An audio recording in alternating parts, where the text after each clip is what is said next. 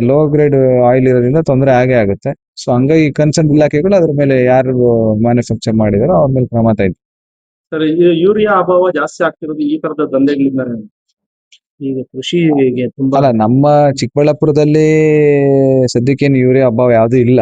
But ಏನು ಅಂದ್ರೆ ಇದು ಅಗ್ರಿಕಲ್ಚರ್ ಯೂರಿಯಾ ಅಂತ ಬರ್ದಿದೆ, ಬಟ್ ಅದು ಇಂಪೋರ್ಟೆಡ್ ಫ್ರಮ್ ರಾಜಸ್ಥಾನ್ ಅಂತ ಅದ್ರ ಮೇಲೆ ಇದೆ. ಈಗ ನಮ್ಮ ಯೂರಿಯಾನ ಅಂದ್ರೆ ಇಲ್ಲಿ ಯೂರಿಯಾನ ಅಥವಾ ಆಚೆಯಿಂದ ಬಂದಿದೆಯಾ ಚೆಕ್ ಮಾಡ್ಕೋಬೇಕಾಗುತ್ತೆ. ಈಗ ಅದನ್ನೇ ಸ್ಯಾಂಪಲ್ ಕಳಿಸ್ತಾ ಇದಾರೆ, ಲ್ಯಾಬಿಗೆ ಕಳಿಸಿದ್ರೆ ಗೊತ್ತಾಗ್ತದೆ. ಸರ್, ಇದು ನಕಲಿನ ಅಥವಾ ಮ್ಯಾನುಫ್ಯಾಕ್ಚರ್ ಮಾತ್ರ ಮಾಡ್ತಿದ್ದಾರೆ ಸರ್? ನಕಲಿನೇ. ಏನ್ ಪ್ರಿಸ್ಕ್ರೈಬ್ ಪ್ರೋಟೋಕಾಲ್ ಇಲ್ಲ. ಈಗ ಬೇರೆ ಬೇರೆ ಟಾಟಾ ಮೋಟಾರ್ಸ್ ಮತ್ತೆ ಗಲ್ಫ್ ಏಲ್ ಆಯಿಲ್ಸ್ ಈ ತರ ಬೇರೆ ಬೇರೆ ನಕಲಿ ಬ್ರ್ಯಾಂಡ್ಗಳನ್ನ ಇವ್ರು ಸೃಷ್ಟಿ ಮಾಡಿ ಮಾಡ್ತಾರೆ. ಇಲ್ಲೇ ತಯಾರು ಮಾಡ್ತಿದ್ದಾರೆ ಸರ್? ಇಲ್ಲೇ ಮಾಡ್ತಾ ಇರೋದು ಕಂಡು ಬಂದಿದೆ ಈಗ ಮೇಲ್ನೋಟಕ್ಕೆ. ಸರ್, ಇದೆಲ್ಲ ಎಲ್ಲಿಗೆ ಎಕ್ಸ್ಪೋರ್ಟ್ ಆಗ್ತಿದೆ, ಇಲ್ಲ ಸ್ಥಳೀಯವಾಗಿ ಸೊ ಅದ್ರ ಬಗ್ಗೆ ಏನ್ ಮಾಹಿತಿ ಇನ್ನೂ ಇಲ್ಲ. ಈಗ ಏನ್ ತನಿಖೆ ಮಾಡಿದ ನಂತರನೇ ಗೊತ್ತಾಗುತ್ತೆ. ನನ್ನ ಹೆಸರು ಆಬಿದ್ ಎಸ್ ಅಂತ ಹೇಳಿ, ಜಂಟಿ ಕೃಷಿ ನಿರ್ದೇಶಕರು, ಚಿಕ್ಕಬಳ್ಳಾಪುರ ಜಿಲ್ಲೆ.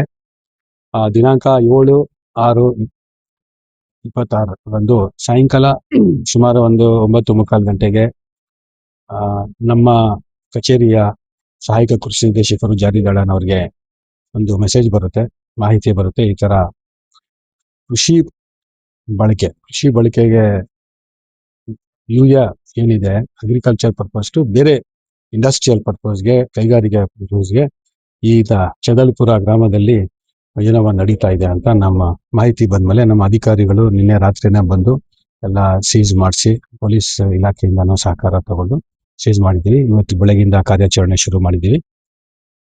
ಸುಮಾರು ಒಂದು 260 ಬ್ಯಾಗ್ಸ್ ಈ 4 company, Shriram fertilisers and chemicals limited ಅಂತೇಳಿ ಗುಜರಾತ್ ಕಂಪ್ನಿ, ಇನ್ನೊಂದು GNFC ಅಂತೇಳಿ GNFC ಗುಜರಾತ್ ಕಂಪ್ನಿ,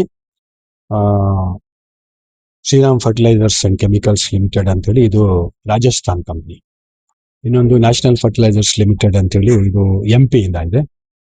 ಈ 3 ಕಂಪ್ನಿಯಿಂದ ಸುಮಾರು 260 ಬ್ಯಾಗ್ಸ್ ಕೃಷಿಗೆ ಹೋಗೋ ಒಂದು ಯೂರಿಯಾನ, ಸಬ್ಸಿಡೈಸ್ ಯೂರಿಯಾನ ಬೇರೆ ಕೆಲಸಕ್ಕೆ ಇಂಡಸ್ಟ್ರಿಯಲ್ ತಗೊಂಡು ಮಾಡ್ತಾ ಇದ್ದಾರೆ. ಇಲ್ಲಿ ಬಂದು ನಾವು ನೋಡಿದಾಗ ಇಲ್ಲಿ ಇಂಡಸ್ಟ್ರಿಯಲ್ ಪರ್ಪಸ್ಗೆ ಯೂಸ್ ಮಾಡೋ ಯೂರಿಯಾನು ಇದಾವೆ, ಅದ್ರ ಜೊತೆ ಸಬ್ಸಿಡೈಸ್ ಯೂರಿಯಾನು ಇದೆ. ಇದು ಏನ್ ಮಾಡ್ತಾ ಇದ್ದಾರೆ, ಫೇಕ್ ಆಗಿ ಮಾಡ್ತಾ ಇದ್ದಾರೆ ಅಂತ ನಮಗೆ ಒಂದು ಇದು ಮಾಹಿತಿ. ಏನಂದ್ರೆ ಈಗ ಇಲ್ಲಿ 4 ಕಂಪ್ನೀಸ್ DEF ಅಂತ ಏನು BS6 ಇದಾಗ್ತಾರೆ, ಡೀಸೆಲ್ ಇಂಜಿನ್ಸ್ಗೆ BS6 ಏನು ಪೊಲ್ಯೂಷನ್ ಕಂಟ್ರೋಲ್ ಅವರು ಹಾಕ್ತಾರೆ, ಅದನ್ನು ಕೂಡ ಮ್ಯಾನುಫ್ಯಾಕ್ಚರ್ ಮಾಡ್ತಾ ಇದ್ದಾರೆ. Bharat Benz company, Tata company ಇದು, ಆಮೇಲೆ ಗಲ್ಫ್ ಇಂಥವೆಲ್ಲ ಮಾಡ್ತಾ ಇದ್ದಾರೆ. ಇದು ಕೂಡ ಫೇಕ್.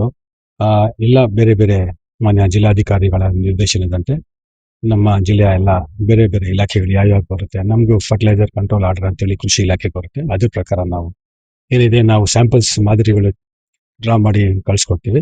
ಅದ್ರ ಬೇಸಿಸ್ ಮೇಲೆ ನಾವು ಫರ್ಟಿಲೈಸರ್ ಕಂಟ್ರೋಲ್ ಆರ್ಡರ್ ಪ್ರಕಾರ ನಾವು ಕ್ರಮ ಜರುಗಿಸ್ತೀವಿ ಕೃಷಿ ಇಲಾಖೆಯಿಂದ. ಓನರು ನಾವು ಹೇಳಿದೀವಿ ಅವ್ರಿಗೆ ಬರಕ್ಕೆ, ಇನ್ನೂ ಬಂದಿಲ್ಲ. ಅವ್ರ ಹೆಸರು, ಓನರ್ ಹೆಸರು ಗೊತ್ತಿಲ್ಲ. ಓನರ್ ಹೆಸರು ಕಂಪ್ನಿ ಈ ಕೆಲಸ ಈ ದಂಧೆ ಮಾಡ್ತಿರ್ತಕ್ಕಂಥ ಓನರ್ ಅದು ನಿನ್ನೆನೆ ಫರಾರಿ ಆಗ್ಬಿಟ್ಟಿದ್ದಾನೆ, ರಾತ್ರಿನೇ ಫರಾರಿ ಆಗ್ಬಿಟ್ಟಿದ್ದಾನೆ. ಇಲ್ಲ ಸ್ಥಳೀಯರ ಹೊರಗಡೆ ಇರೋರ? ಸ್ಥಳೀಯರು ಇಲ್ಲ, ಇವರು ಖಂಡಿತ ಇಲ್ಲ, ಬೇರೆ ರಾಜ್ಯದಿಂದ ಬಂದಿದ್ದಾರೆ. ಸರ್, ಬೇರೆ ರಾಜ್ಯಗಳಿಂದ ಯೂರಿಯಾ ಬರ್ತಾ ಇದೆ.